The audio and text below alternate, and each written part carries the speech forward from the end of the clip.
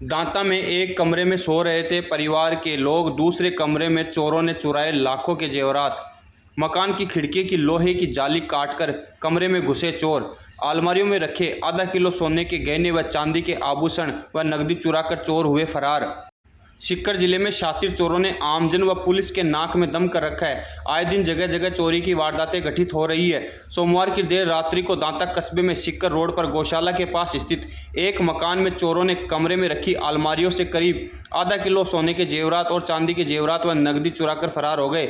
SHO Madan Kadwasara ने बताया कि सुबह दांता निवासी परिवादी देवाराम बगड़िया ने थाने में सूचना दी कि उसके घर में अज्ञात चोरों ने चोरी की है। सूचना में मई जाब्ते के घटनास्थल पर पहुंचे और घटनास्थल का जायजा लिया।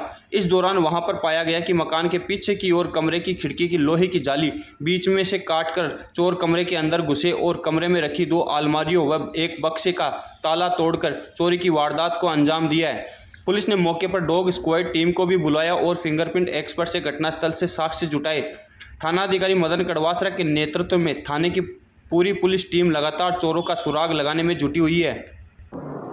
कस्बा दांता में देवाराम बगड़िया के निवास पे कल रात्रि में अज्ञात चोरों के द्वारा पीछे की खिड़की को काट के कमरे में प्रवेश कर चोरी की गई है, जिसका मौका मुआयना किया गया है। डॉग स्क्वाड और एमओबी की टीम के द्वारा वहां से जो साक्ष्य उठाए गए हैं, घर वालों के द्वारा सामान चेक किया जा रहा है और सामान चेक करने के बाद में उनके द्वारा रिपोर्ट दी जाएगी और चोरों की तलाश के लिए सीसीटीवी फुटेज और जो भी साक्ष्य जुटाए जा सकते हैं उनके स्तर पे तलाश जारी है।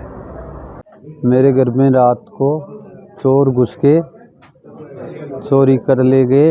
हम घर में सो रहे थे, तभी कमरे का हमारे का लॉक लगा दिया और लॉक लगाने के बाद में हमारे को मालूम नहीं पड़ा और उसमें से 50 तोला सोना और 1 किलो के लगभग चांदी और 10-11 हज़ार रुपये और महंगे महंगे कपड़े सब चुरा के ले गए।